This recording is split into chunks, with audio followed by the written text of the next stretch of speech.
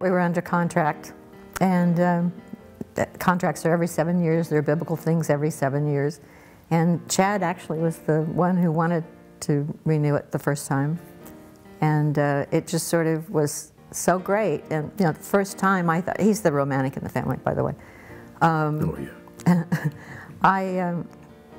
I really realized the importance of renewals, you know, of saying again, I would marry you again, you know. Pick up each other's option. It was the joke. You know, the old 7-year itch, you know, kind of thing. Well, we scratch it in a different way. Yeah, that's right. That's right. The renewals have always involved other people. People who stand up for you. Then that was the first one. That was on a ship, on the TSS Pharisee in a 7.5C, where we, you know, basically I had my hand on the overhead. Shelby had her arm around my waist and slipping a ring on her finger. And the Ferruccio Rocconi was doing the captain was doing the vows. And we were on a double stacker liner taking waves over the bow, splashing up on the bridge. So it was quite a pretty dramatic wedding. And then the next one was in Puerto Vallarta, right? Mm-hmm. And the girls were then old enough to be flower girls, and so we had a guy scrape off, level off the top of one of those fingerlets out into the ocean, and lined it with, you know, palm fronds, and Gary Hall came down, who's now the head of Vice President post-production at 20th Century Fox. The extended family came down and photographed it, and we got married at sunset with a Catholic priest, and I thought he understood that we were doing a renewal. Evidently something got lost in the translation, because part of the ceremony was a mild admonishment for having waited so long to wed, considering we had 2 such beautiful girls. Then the next one was in Kauai at the Fern Grotto, and the girls were old enough to bring their dates. So they were now they're not flower girls, they're bridesmaids. And we went fishing and got married in the Fern Grotto by a guy who was a former Hell's Angel and ex-doper. Biker. Biker, you know, and he got the call late in life, and he was a wonderful minister, but he was every bit as gruff and, you know, and he still looked like the motorcycle guy, you know. And he said, we're going up the river to the Fern Grotto, and he said, I do something kind of special for, he said, I think renewals are really special because you're saying, you know, I love you again, I'll love you again, you know, so I think that's special. I do something kind of special. Can I do that for you? I said, sure, go ahead. We didn't ask him what. So the Fern Grotto, if you've never been in there, there's like a cliff, and then there's the grotto down in there, and you're up here, and the girls are here, and the minister's about a yard from the cliff with his back to it, and Shelby and I are facing him, and he starts out, God did not take woman from man's brain. And I feel Shelby stepping. And then our daughters looked at me like, are you going to push him or are we? I thought, oh, this guy's gone, you know.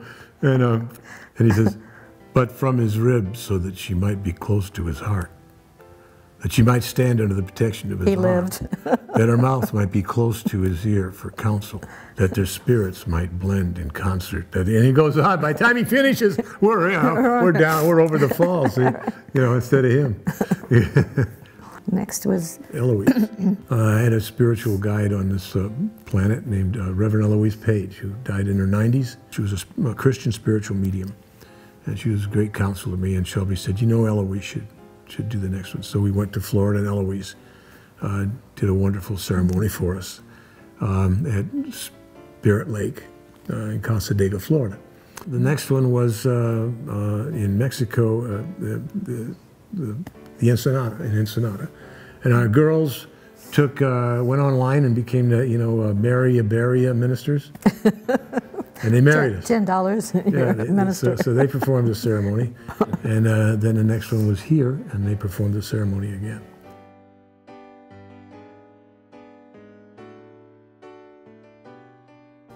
You know, what is love?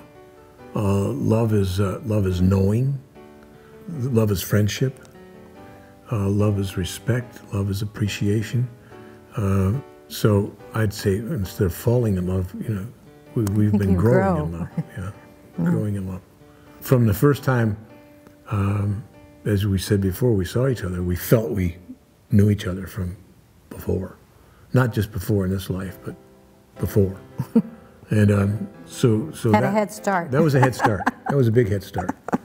And just, you know, the natural wanting to be near each other, wanting to be with each other, wanting to share.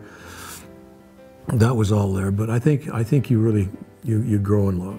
The most important thing is to give time to your marriage. I know people who are executives who give so much time to their work, but not much to the marriage or to the family, or same with, you know, the wife. It's something you really need to nurture. You know, it's not something that you just take for granted, you know, that you did it one day and it's going to be there or not be there and forget it, you know. It does take, you know, well, fertilizing. And it gets, you know, you go through what you go through because you're with your best friend. And, you know,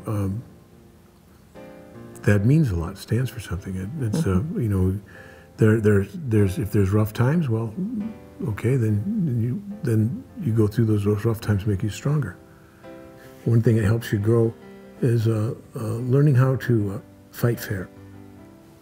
You know, if you have a severe difference of opinion, you know, you deal with that in its instance, in its moment. You can't bring up anything before. Yeah, you can't go back a year and go, well, you said. Or you always do, or your mother always did. Or this it doesn't get you anywhere, you know.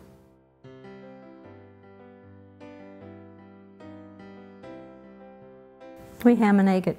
Yeah, that's a pretty good expression. We ham and egg it. Yeah. Oh. We just. It's just partnership, really. It's just, you know, I mean, we do little things. I love to cook. You know. She loves to cook. I get up in the morning and bring us our first cup of coffee, and we have. I bring the second. We watch the news. She brings the second, and then she cooks breakfast. And most of the time we have it, we watch the news. I make the bed. One of Shelby's inherent abilities is business. It's not one of mine. It's not one of my passions. I could do it if I had to, but he loves to spend, but he doesn't like to write a check. Well, I never had I made good money, but I never had a dime until, you know, I met Shelby. And so she took over the business. So I go ahead and I do my work, which I consider fun, and they pay me for it. And then I give her the money, and she goes ahead and takes care of things, and investments and bills and that thing.